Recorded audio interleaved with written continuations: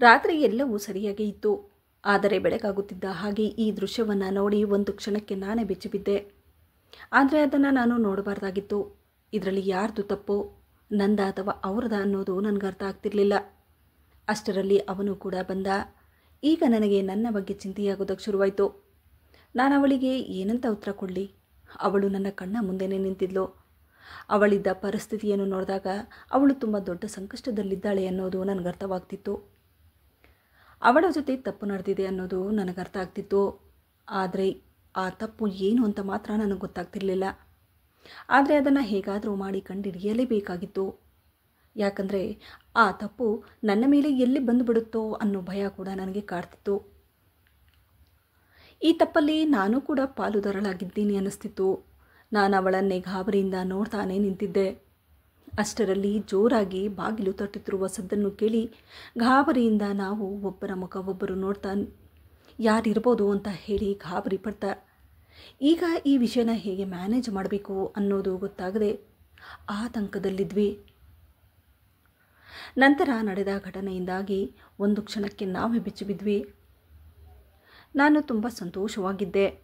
ನನ್ನ ಗಂಡ ನನಗೋಸ್ಕರ ನನಗಿಷ್ಟವಾದ ಪ್ರತಿಯೊಂದು ಒಡವೆನ ತಂದಿದ್ದರು.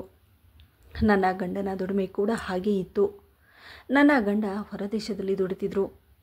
6 ವರ್ಷಗಳ ನಂತರ ನನ್ನ ಗಂಡ ಮನೆಗೆ ಬಂದರು.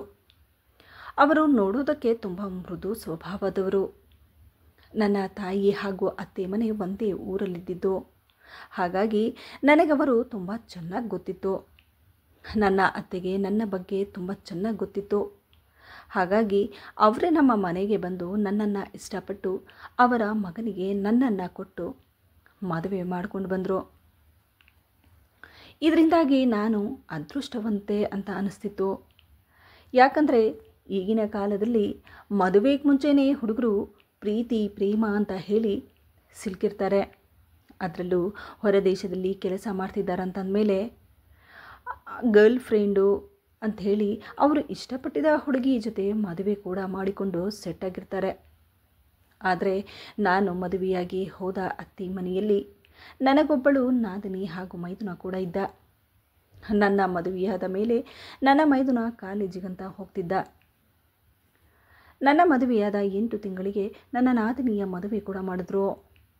ಆದರೆ ಅವಳು ಹೆಚ್ಚು ದಿನ ಗಂಡನ ಮನೆಯಲ್ಲಿರಲಿಲ್ಲ. ಮದುವೆಯಾದ 1 ವರ್ಷಕ್ಕೆ ಡೈವರ್ಸ್ ತೆಗೆದುಕೊಂಡು ತಾಯಿ ಮನೆಗೆ ಬಂದುಬಿಟ್ಟಿದ್ಲು.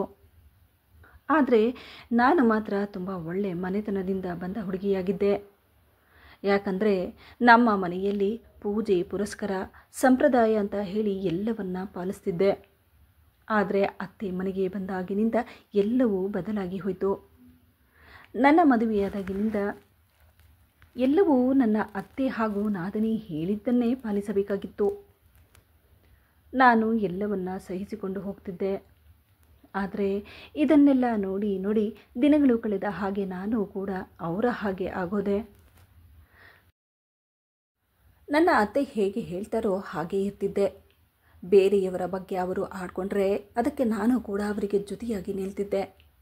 ಅವರು ಏನೇ ಮಾಡಿದ್ರು ಅವರೇ ಸರಿ ಅಂತಿದ್ದೆ. ಇದರಿಂದಾಗಿ ನನ್ನ ಅತ್ತೆ ಹೇಳಿದ ಹಾಗೆ ಕುಣಿಯೋದಕ್ಕೆ ಶುರು ಮಾಡಿದೆ. ಅವರಿಗೂ ನಾನು ತುಂಬ ಹತ್ತಿರವಾಗ್ತಾ ಹೋದೆ. ಇದರಿಂದಾಗಿ ಅವರು ನನ್ನ ಗಂಡನ ಜೊತೆ ನಾನು ಮಾತಾಡೋದನ್ನು ಕೂಡ ಅವರು ಕಂಟ್ರೋಲ್ ಮಾಡುತ್ತಾ ಬಂದರು. ಹೀಗೆ ದಿನಗಳು ಕಳೀತಾ ಬಂತು. ನನ್ನ ನಾದಿನಿ ಕೂಡ ನನಗೆ ಅಷ್ಟಿಷ್ಟು ಕಾಟ ಕೊಟ್ಟಿಲ್ಲ. ಆದರೂ ನಾನು ಮೌನವಾಗಿರ್ತಿದ್ದೆ. ನಮ್ಮಿಬ್ಬರನ್ನು ದೂರ ಇಡುವುದು ನನ್ನ ಅತ್ತೆಯ ಗುರಿಯಾಗಿತ್ತು. ಆದರೆ ನನ್ನ ದುರಾದೃಷ್ಟಕ್ಕೆ ಒಂದು ದಿನ ನನ್ನ ಗಂಡ ಮನೆಗೆ ಬಂದರು. ಇದ್ದಕ್ಕಿದ್ದ ಹಾಗೆ ಕಾಯಿಲೆ ಬಿದ್ದರು. ಇದರಿಂದಾಗಿ ನನ್ನ ಗಂಡ ತೀರಿಕೊಂಡರು. ಗಂಡನನ್ನು ಕಳೆದುಕೊಂಡು ನಾನೊಬ್ಬಳು ಅನಾಥೆಯಾಗೋದೆ. ಯಾಕಂದರೆ ನನಗೆ ನಂದೇಯಾದ ಮಕ್ಕಳು ಕೂಡ ನನಗಿರಲಿಲ್ಲ. ಗಂಡ ಹೋದ ಮೇಲೆ ಅತ್ತೆ ನನ್ನನ್ನು ನೀನೊಬ್ಬಳು ಬಂಜೆ ಅನ್ನೋ ಪಟ್ಟ ಕಟ್ಟಿದ್ರು. ಅವರೇನೇ ಹೇಳಿದ್ರು ಅದನ್ನೆಲ್ಲ ನಾನು ಸಹಿಸಿಕೊಂಡು ಹೋಗ್ತಿದ್ದೆ. ಯಾಕಂದರೆ ತಾಯಿ ಮನೆಗೆ ಹೋಗೋಣ ಅಂತಂದರೆ ನನ್ನ ತಾಯಿ ತಂದೆ ಇಬ್ಬರು ತೀರಿಕೊಂಡಿದ್ರು. ಇದ್ದ ಒಬ್ಬ ಅಣ್ಣ ಹಾಗೂ ಅತ್ತಿಗೆ ಅವರ ಮನೆಗೆ ಹೋಗೋಣ ಅಂತಂದರೆ ಅವರಿಂದ ನಾನು ಸಂತೋಷದಿಂದ ಇರ್ತೀನಿ ಅನ್ನೋ ಭರವಸೆ ಕೂಡ ನನಗಿರಲಿಲ್ಲ. ಹಾಗಾಗಿ ಗಂಡನ ಮನೆ ನನಗೆ ಎಲ್ಲವೂ ಆಗಿತ್ತು. ಗಂಡನ ಮನೆಗೆ ಬರುವಾಗ ನಾನು ಎಷ್ಟು ಸಂತೋಷವಾಗಿದ್ನೋ, ನನ್ನ ಗಂಡ ಹೋದ ಮೇಲೆ ಇನ್ನಷ್ಟು ದುಃಖ ನನಗೆ ಕಾಡಲು ಶುರುವಾಯಿತು. ಹೀಗೆ ದಿನಗಳು ಕಳೀತಾ ಬಂದವು. ನನ್ನ ಗಂಡ ಹೋದ ಮೇಲೆ ಮನೆಯ ಪರಿಸ್ಥಿತಿ ಇನ್ನಷ್ಟು ಕೆಡ್ತಾ ಬಂತು. ಯಾಕಂದರೆ ಮನೆಯಲ್ಲಿ ದುಡಿಯೋದು ನನ್ನ ಗಂಡ ಒಬ್ಬನೆಯಾಗಿದ್ದರು.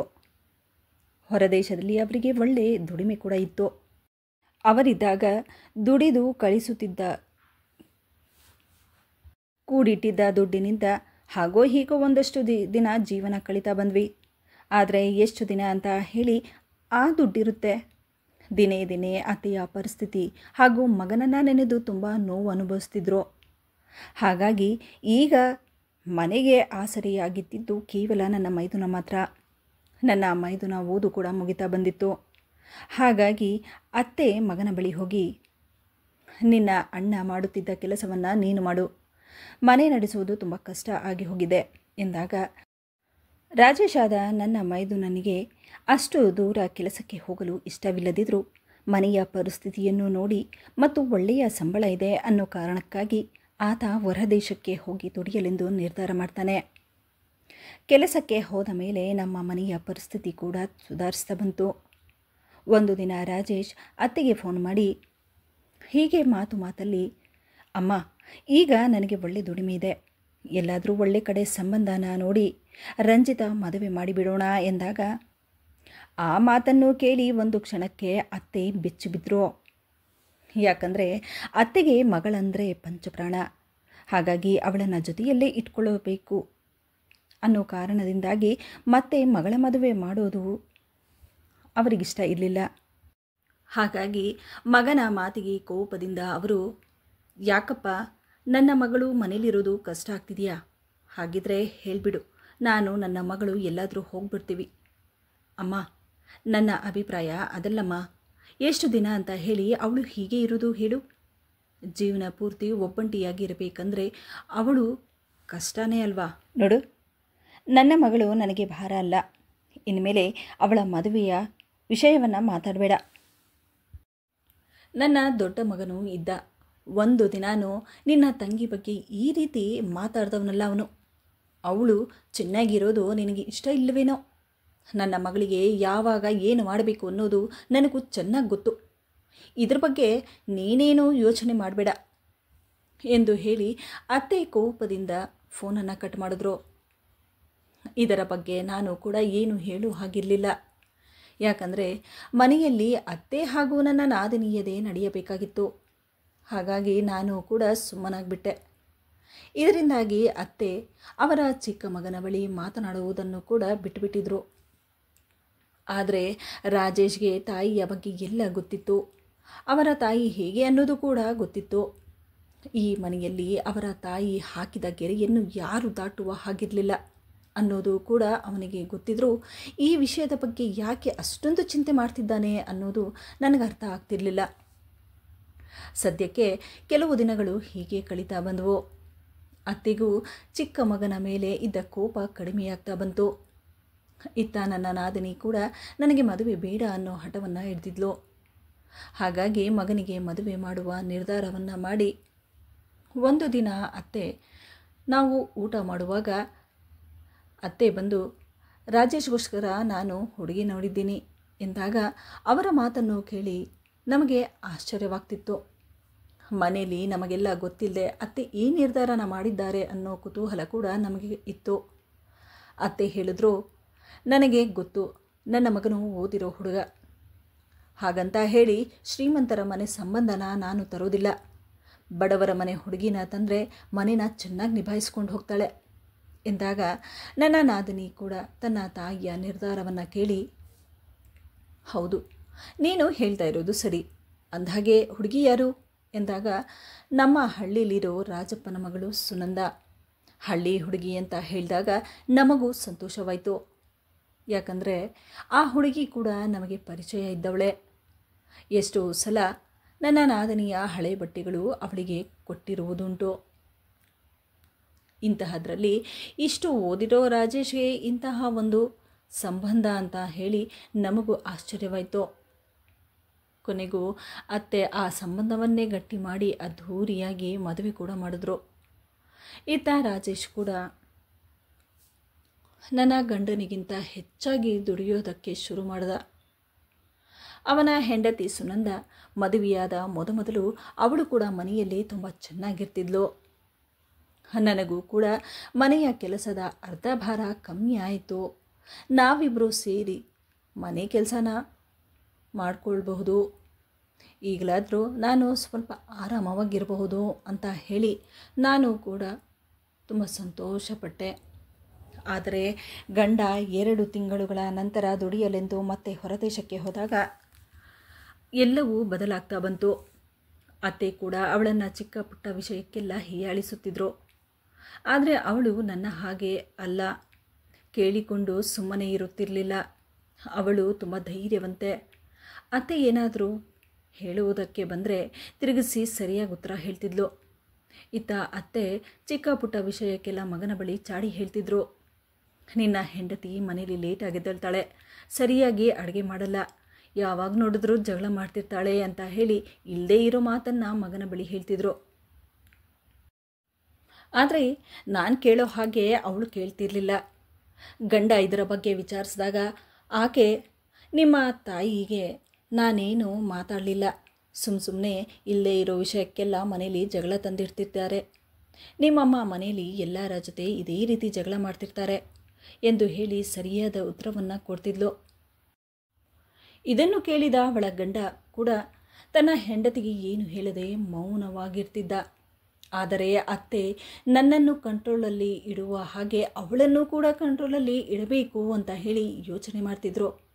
ಆದರೆ ಇದನ್ನೆಲ್ಲ ನೋಡಿದ ನನಗೆ ಅತ್ತೆ ನನ್ನ ಜೊತೆ ಮಾಡಿದ ಹಾಗೆ ಇವಳ ಜೊತೆನೂ ಮಾಡ್ತಿದ್ದಾರೆ ಅನ್ನೋದು ನನಗೆ ಅರ್ಥವಾಗ್ತಿತ್ತು.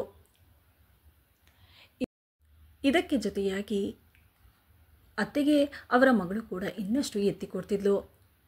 ಅದಕ್ಕೆ ಅಮ್ಮ ಹೇಳಿದ್ದು, ಅಂತಹವರ ಮನೆಯಿಂದ ಹುಡುಗಿನ ಈ ಮನೆಗೆ ಸೊಸೆ ಮಾಡಿಕೊಂಡು ಬರಬೇಡ ಅಂತ ಹೇಳಿದ್ದು ಇದಕ್ಕೆ. ಈಗ ನೋಡು ಎಷ್ಟೆಲ್ಲ ಮಾತಾಡ್ತಿದ್ದಾಳೆ ಎಂದು ಹೇಳಿ ತನ್ನ ತಾಯಿಗೆ ಇನ್ನಷ್ಟು ಎತ್ತಿ ಕೊಡೋ ಮಾತುಗಳನ್ನು ಆಡ್ತಿದ್ಲು. ಆದರೆ ಸುನಂದ ಕೂಡ ತುಂಬ ಧೈರ್ಯವಂತೆ. ತನ್ನ ಹಕ್ಕಿಗಾಗಿ ಸದಾ ನಿಲ್ತಿದ್ಲು. ಯಾರಾದರೂ ಅವಳ ಬಗ್ಗೆ ತಪ್ಪು ಮಾತನಾಡಿದರೆ ಸರಿಯಾದ ಉತ್ತರವನ್ನು ಕೊಡ್ತಿದ್ಲು. ಹೀಗೆ ಒಂದು ದಿನ ಸುನಂದ ಅತ್ತೆಯ ಬಳಿ ಬಂದು, ಅತ್ತೆ, ನನಗೆ ನನ್ನ ಗಂಡನಿಂದ ಏನೂ ತೊಂದರೆ ಇಲ್ಲ, ಆದರೆ ನಿಮ್ಮಿಂದ ನನಗೆ ತುಂಬ ತೊಂದರೆ ಆಗ್ತಿದೆ. ನಾವು ಎಂತಹವರು ಅಂತ ಗೊತ್ತಿದ್ದು ನನ್ನನ್ನು ಮದುವೆ ಮಾಡಿಕೊಂಡು ಬಂದ್ರಿ ಅಂದಮೇಲೆ ದಿನೇ ದಿನೇ ಯಾಕೆ ಈ ರೀತಿ ಕಾಟ ಕೊಡ್ತಿದ್ದೀರಾ? ನಾನೇನಾದರೂ ತಪ್ಪು ಮಾಡಿದ್ರೆ ನನ್ನ ಹತ್ರ ಹೇಳಿ, ಅದನ್ನು ಬಿಟ್ಟು ಇಲ್ಲದೇ ಇರೋದನ್ನೆಲ್ಲ ನನ್ನ ಗಂಡನ ಬಳಿ ಹೇಳ್ತಾ ನಮ್ಮಿಬ್ಬರ ಮಧ್ಯೆ ಜಗಳ ತಂದಿರ್ತಿದ್ರಲ್ಲ, ಅದು ಸಲ್ಲದೆ ಎಲ್ಲರ ಹತ್ರ ಹೇಳಿಕೊಂಡು ಬರ್ತಿರಲ್ಲ ಎಂದು ಅವಳು ಹೇಳಿದ್ದನ್ನು ಕೇಳಿ ಅತ್ತೆಗೆ ಎಲ್ಲಿಲ್ಲದ ಕೋಪ ಬಂತು. ನಿನ್ನಿಂದ ನಾನು ಕಲಿಬೇಕಾ? ಈ ಮನೆಗೆ ಏನು ಒಳ್ಳೆಯದು ಏನು ಕೆಟ್ಟದು ಅನ್ನೋದು ನನಗಿಂತ ನಿನಗೆ ಚೆನ್ನಾಗಿ ಗೊತ್ತಾ? ನೋಡು, ಇವಳು ಈ ಮನೆಗೆ ದೊಡ್ಡ ಸೊಸೆ, ಇಷ್ಟು ವರ್ಷಗಳಿಂದ ಈ ಮನೆಯಲ್ಲಿದ್ದಾಳೆ. ಒಂದು ದಿನಾನೂ ನನ್ನ ಮುಂದೆ ನಿಂತು ಮಾತಾಡ್ದವಳಲ್ಲ. ಇನ್ನು ನೀನು ನೆನ್ನೆ ಮೊನ್ನೆ ಬಂದವಳು ಮಾತಾಡ್ತಾ ಇದ್ದೀಯಾ ಎಂದು ಅತ್ತೆ ಹೇಳಿದ್ದನ್ನು ಕೇಳಿ ನನಗೆ ಆಶ್ಚರ್ಯವಾಯಿತು.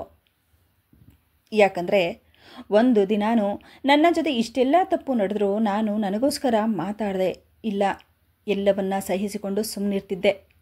ಇವಳಿಗೆ ಇರುವಷ್ಟು ಧೈರ್ಯ ಕೂಡ ನನ್ನಲ್ಲಿರಲಿಲ್ಲ.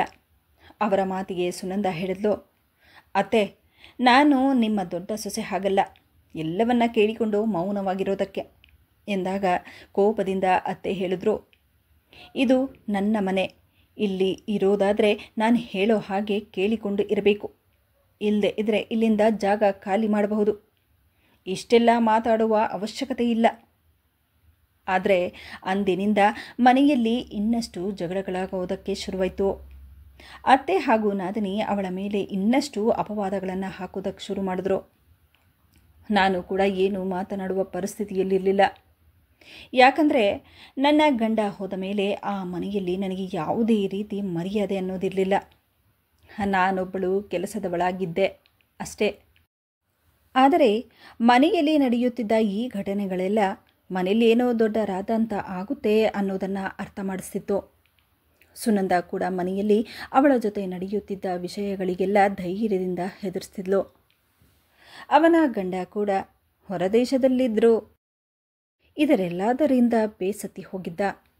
ಹಾಗಾಗಿ ಯಾರಿಗೂ ಏನು ಹೇಳದೆ ತನ್ನ ಪಾಡಿಗೆ ತಾನೇ ಇರ್ತಿದ್ದ. ಇತ್ತ ಅವನ ಹೆಂಡತಿ ಕೂಡ ಆದಷ್ಟು ಎಲ್ಲವನ್ನ ಸರಿಪಡಿಸುವುದಕ್ಕೆ ಪ್ರಯತ್ನ ಪಡ್ತಿದ್ಲು. ಆದರೆ ದಿನಗಳು ಕಳೆದ ಹಾಗೆ ಇದು ವಿಪರೀತ ಆಗ್ತಾ ಬಂತು. ಅವಳ ಮುಖದಲ್ಲಿದ್ದ ನಗುವು ಮಾಯವಾಗ್ತಾ ಬಂತು. ಮದುವೆಯಾದ ಮೇಲೆ ಹೆಣ್ಣು ಎಷ್ಟೋ ಕನಸುಗಳನ್ನು ಹೊತ್ತು ಹೊಸ ಜೀವನಕ್ಕೆ ಕಾಲಿಟ್ಟಾಗ ಅವಳ ಜೀವನವು ಒಂದು ರೀತಿಯ ನರಕವಾಗುತ್ತದೆ ಅಂತ ಬಹುಶಃ ಅವಳು ಕೂಡ ಕನಸಲ್ಲೂ ಅಂದುಕೊಂಡಿರಲಿಲ್ಲ ಅನಿಸುತ್ತೆ.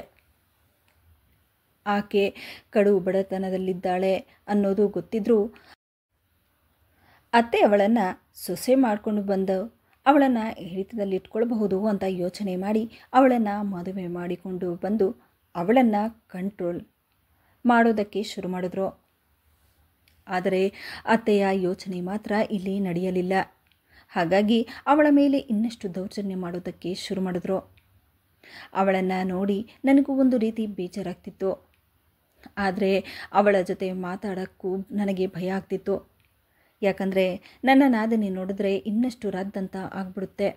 ನಾವಿಬ್ಬರು ಜೊತೆಯಾಗಿ ಮನೆಯಲ್ಲಿ ಈ ರೀತಿ ಮಾತಾಡ್ತಾ ಇದ್ದೀರಿ ಅಂತ ಹೇಳಿ ಅವರ ತಾಯಿ ಬಳಿ ಹೋಗಿ ಎಲ್ಲಿ ಹೇಳಿಬಿಟ್ಟು ಜಗಳ ತಂದಿರ್ತಾಳೋ ಅನ್ನೋ ಭಯ ಕೂಡ ನನಗಿತ್ತು. ಹಾಗಾಗಿ ಅವಳ ಜೊತೆ ನಾನು ಹೆಚ್ಚು ಏನು ಮಾತಾಡೋಕ್ಕೆ ಹೋಗ್ತಿರ್ಲಿಲ್ಲ.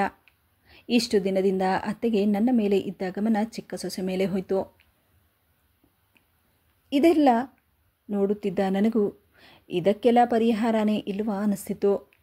ಕೊನೆಗೊಂದು ದಿನ ನನ್ನ ಮೈದುನ ರಾಜೇಶ್ ತನ್ನ ತಾಯಿಗೆ ಫೋನ್ ಮಾಡಿ, ಅಮ್ಮ, ನಾನು ಈ ಸಲ ಮನೆಗೆ ಬಂದರೆ ನನ್ನ ಹೆಂಡತಿನ ನನ್ನ ಜೊತೆ ಕರೆದುಕೊಂಡು ಹೋಗ್ತೀನಿ ಎಂದಾಗ ಕೋಪದಿಂದ ಅತ್ತೆ ಹೇಳಿದ್ರು, ಏನೋ ಹೇಳ್ತಾ ಇದ್ದೀಯಾ?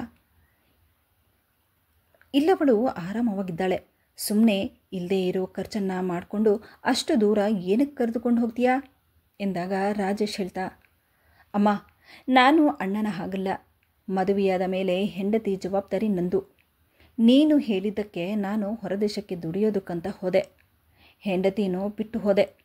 ಇದರ ಬಗ್ಗೆ ನೀನೇನು ಹೇಳದೇ ಇದ್ರೇ ಒಳ್ಳೆಯದು ಎಂದು ಹೇಳಿ ಆತ ಫೋನನ್ನು ಕಟ್ ಮಾಡ್ದ.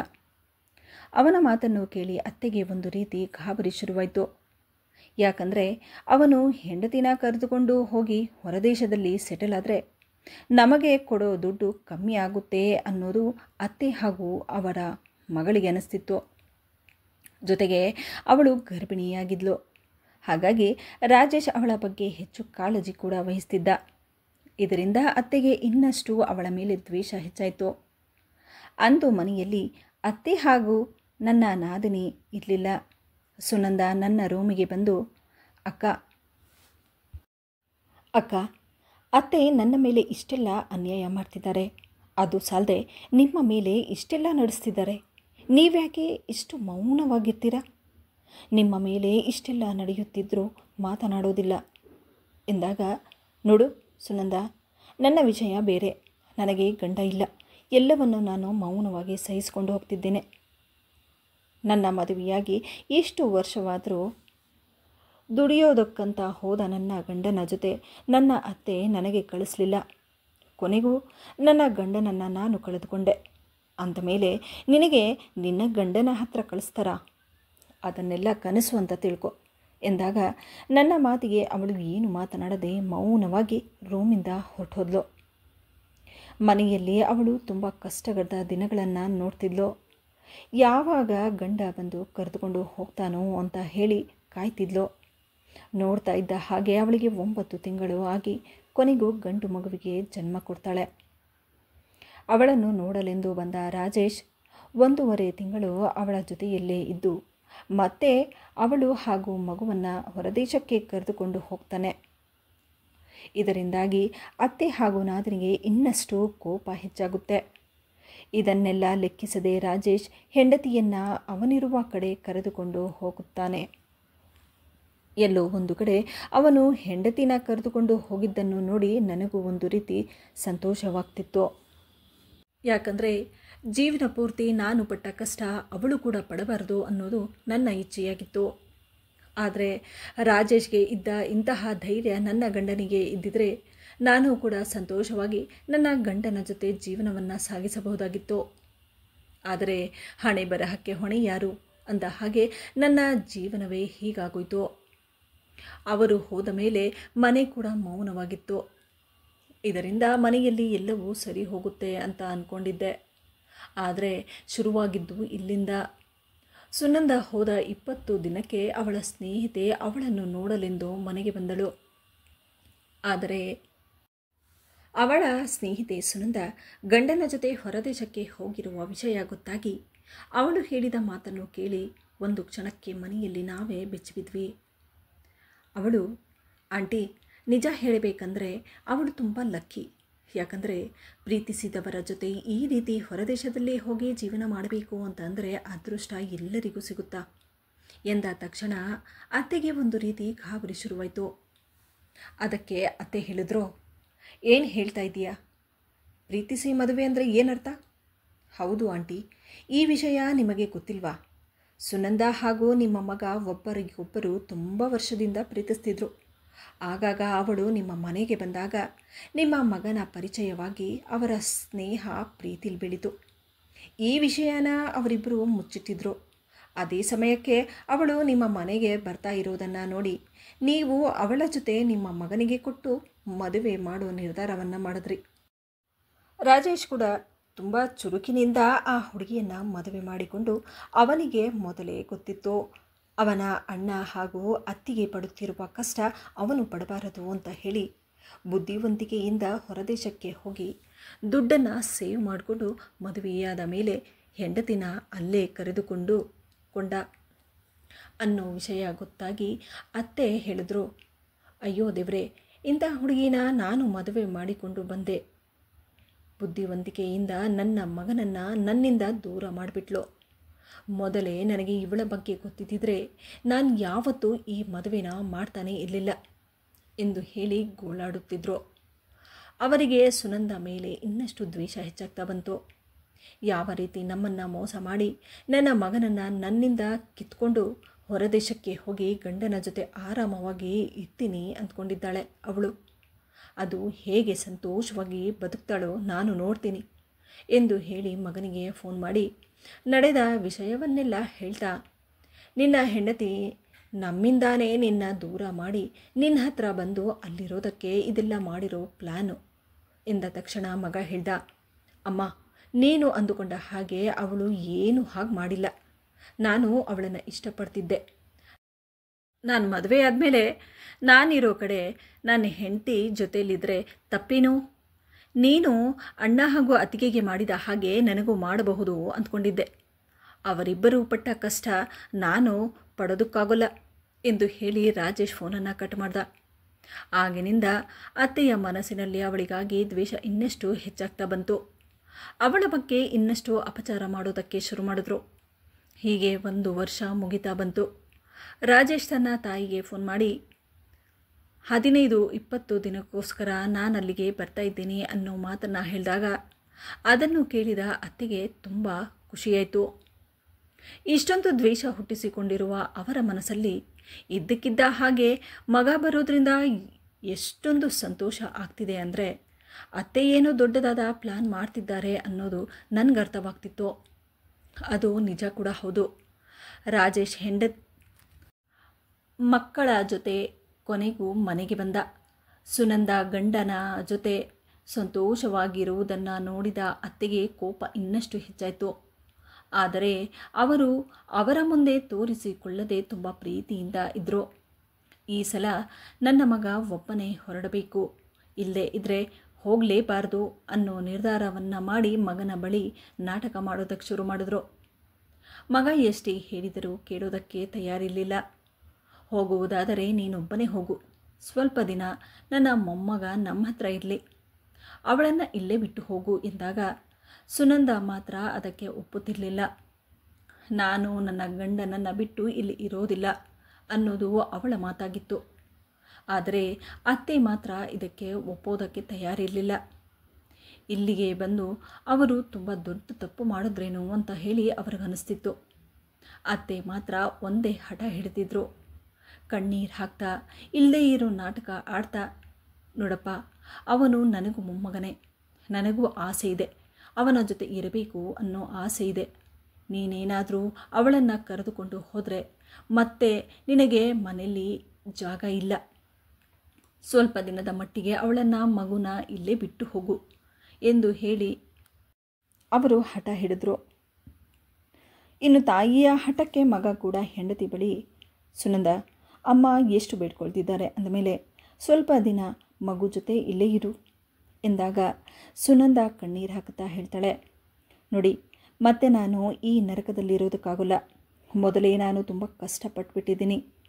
ಈಗ ಮತ್ತೆ ಇಲ್ಲೇ ಇರಬೇಕು ಅಂದರೆ ಆಗೋದಿಲ್ಲ. ರಾಜೇಶ್ ಮಾತ್ರ ಹೇಳ್ದ, ನೋಡು, ನಾನು ಮತ್ತೆ ಬಂದು ಕರೆದುಕೊಂಡು ಹೋಗ್ತೀನಿ. ಈ ಸಲ ಆ ರೀತಿ ಏನೂ ಆಗೋದಿಲ್ಲ ಎಂದು ಹೇಳಿ ಹೆಂಡತಿಗೆ ಸಮಾಧಾನ ಮಾಡಿ ರಾಜೇಶ್ ಮತ್ತೆ ಹೆಂಡತಿ ಮಗುನ ಇಲ್ಲೇ ಬಿಟ್ಟು ಕೆಲಸಕ್ಕೆ ಎಂದು ಮತ್ತೆ ಹೊರಟ. ಇತ್ತ ಸುನಂದ ರೂಮ್ಗೆ ಹೋಗಿ ಕಣ್ಣೀರು ಹಾಕ್ತಾ ಕುಂತಿದ್ಲು. ಹೀಗೆ 8 ದಿನವಾದರೂ ಅವಳು ಮೌನವಾಗಿಯೇ ಇರ್ತಿದ್ಲು. ಪದೇ ಪದೇ ಗಂಡನಿಗೆ ಫೋನ್ ಮಾಡಿ, ನನ್ನ ಕೈಯಲ್ಲಿ ಇಲ್ಲಿರೋದಕ್ಕಾಗೋದಿಲ್ಲ, ನಾನಲ್ಲಿಗೆ ಬಂದು ಬಿಡ್ತೀನಿ ಅಂತ ಹೇಳಿ ಕಣ್ಣೀರು ಹಾಕ್ತಿದ್ಲು. ಹೀಗೆ ಒಂದು ದಿನ ನಾನು ನನ್ನ ರೂಮಲ್ಲಿದ್ದೆ. ಅತ್ತೆ ಹಾಗೂ ನಾದಿನಿ ರೂಮಲ್ಲಿ ಮತ್ತೆ ಏನೋ ಪ್ಲ್ಯಾನ್ ಮಾಡ್ತಾ ಇರೋ ಹಾಗಿತ್ತು. ಅತ್ತೆ ಹಾಗೂ ನಾದಿನಿ ಮಾತನಾಡುತ್ತಿರುವುದನ್ನು ನಾನು ಹೊರಗಡೆ ಬಂದು ಕೇಳಿಸಿಕೊಂಡೆ. ಅತ್ತೆ ಮಗಳ ಬಳಿ ಹೇಳುತ್ತಿದ್ದರು, ಹೀಗೆ ಸುನಂದನ ಬಿಟ್ಟರೆ ಜೀವನ ಪೂರ್ತಿ ನಾವು ನಮ್ಮ ಮಗ ರಾಜೇಶ್ನಿಂದ ದೂರನೇ ಇರಬೇಕು. ದುಡ್ಡು ಕಾಸೆಲ್ಲ ಇವಳ ಜವಾಬ್ದಾರಿ ಮಾಡಿಬಿಟ್ಟಿದ್ದಾನೆ. ನಮಗಂತ ಹೇಳಿ ಏನು ಮಹಾ ದುಡ್ಡು ಕೊಡ್ತಿದ್ದಾನೆ. ಒಂದಷ್ಟು ದುಡ್ಡು ಕೊಟ್ಟು ಕೈ ತೊಳೆದುಕೊಂಡಿದ್ದಾನೆ. ಹೆಂಡತಿ ಕೈಗೆ ಎಲ್ಲ ವಹಿಸಿದ್ದಾನೆ. ಇದನ್ನೆಲ್ಲ ಹೀಗೆ ಮುಂದುವರಿಸೋದಕ್ಕೆ ಬಿಟ್ಟರೆ ಗಂಡನನ್ನು ಬುಟ್ಟಿಗೆ ಹಾಕ್ಕೊಂಡು ನಮ್ಮನ್ನು ಕಸಕ್ಕಿಂತ ಕಡೆ ಮಾಡಿಬಿಡ್ತಾಳೆ. ಮುಂದೆ ಏನು ಮಾಡಬೇಕು ಅನ್ನೋದು ನನಗೆ ಚೆನ್ನಾಗಿ ಗೊತ್ತು ಎಂದು ಹೇಳಿ ಇಬ್ಬರು ಮಾತನಾಡ್ತಾ ಇರೋದನ್ನು ನಾನು ಕೇಳಿಸಿಕೊಂಡೆ. ಅದೇ ಸಮಯಕ್ಕೆ ನನ್ನ ನಾದಿನಿ ರೂಮಿಂದ ಹೊರಗೆ ಬರ್ತಾ ಇರೋದನ್ನು ನೋಡಿ ನಾನು ಅಲ್ಲಿಂದ ತಕ್ಷಣವೇ ನನ್ನ ರೂಮಿಗೆ ಬಂದುಬಿಟ್ಟೆ. ಆದರೆ ಅವರ ಮಾತನ್ನು ನಾನು ಅಷ್ಟೊಂದು ಸೀರಿಯಸ್ ಆಗಿ ಏನು ತಗೊಳ್ಳಿಲ್ಲ. ಯಾಕಂದರೆ ಮೊದಲಿನಿಂದಲೂ ಅತ್ತಿಗೆ ಅವಳನ್ನು ನೋಡಿದ್ರೆ ಆಗುತ್ತಿರಲಿಲ್ಲ. ಹೀಗೆ ಅವಳ ಬಗ್ಗೆ ಒಂದಲ್ಲ ಒಂದು ಮಾತನ್ನು ಆಡ್ತಾನೇ ಇದ್ದರು. ಹಾಗಾಗಿ ನಾನು ಕೂಡ ಅದನ್ನು ಅಷ್ಟು ಸೀರಿಯಸ್ ಆಗಿ ತಗೊಂಡೇ ಇಲ್ಲ. ಹೋಗಿ ಮಲ್ಕೊಂಡ್ಬಿಟ್ಟೆ. ಆದರೆ ಬೆಳಗಾದ ತಕ್ಷಣ ಅತ್ತೆ ಹಾಗೂ ನಾದಿನಿಗೆ ಸುನಂದ ರೂಮಿನಲ್ಲಿ ಸದ್ದು ಮಾಡುತ್ತಿರುವುದನ್ನು ಕೇಳಿ ನಾನು ಅವರ ರೂಮಿಗೆ ಹೋಗಿ ನೋಡಿದಾಗ ಒಂದು ಕ್ಷಣಕ್ಕೆ ನಾನೇ ಮೂರ್ಛೆ ಹೋದ ಹಾಗಾಗೋದೆ. ಸುನಂದ ಹಾಗೂ ಮಗು ರೂಮಲ್ಲಿ ಮಂಚದ ಮೇಲೆ ಸತ್ತು ಬಿದ್ದಿದ್ರು. ಅವರನ್ನು ನೋಡಿ ಗಾಬರಿ ಪಡುತ್ತಾ ಒಂದು ಕ್ಷಣಕ್ಕೆ ನಾನು ಬೆಚ್ಚಿಬಿದ್ದೆ. ತಕ್ಷಣವೇ ನಾನು ನನ್ನ ಮೈದುನನಿಗೆ ಫೋನು ಮಾಡಿ ವಿಷಯವನ್ನೆಲ್ಲ ಹೇಳಿ ಫೋನ್ ಕಟ್ ಮಾಡಿದೆ. ಅತ್ತೆ ಹಾಗೂ ನಾದಿನಿಯನ್ನು ನೋಡಿ, ಅಯ್ಯೋ ದೇವರೇ, ಎಂಥ ಮೃಗಗಳು ನೀವು, ಇದಕ್ಕೇನಾ ನೀವು ಇವಳನ್ನು ಇಲ್ಲಿಗೆ ಕರೆಸಿದ್ದು? ನೀವು ರಾತ್ರಿ ಮಾತಾಡ್ತಾ ಇರೋದನ್ನು ನಾನು ಕೂಡ ಕೇಳಿಸ್ಕೊಂಡೆ. ಆದರೆ ಅತ್ತೆ, ನೀವು ಇಷ್ಟು ಕೀಳು ಮಟ್ಟಕ್ಕೆ ಇಳಿತೀರಾ ಅಂತ ನಾನು ಅಂದುಕೊಂಡಿರಲಿಲ್ಲ. ಜಾಸ್ತಿ ಮಾತಾಡಬೇಡ. ಇಲ್ಲಿ ನಡೆದಿರೋದನ್ನು ಎಲ್ಲಾದರೂ ಹೊರಗಡೆ ಬಾಯಿ ಬಿಟ್ಟರೆ ನಿನಗೂ ಇದೇ ಗತಿ ಬರೋದು. ಏನು ಗೊತ್ತೇ ಇಲ್ಲ ಅನ್ನೋ ಹಾಗೆ ಬಾಯಿ ಮುಚ್ಕೊಂಡು ಇರೋದನ್ನು ಕಲಿ ಎಂದು ಹೇಳಿ ಅತ್ತೆ ನನ್ನನ್ನು ಜೋರಾಗಿ ಗದರಿಸಿದ್ರು.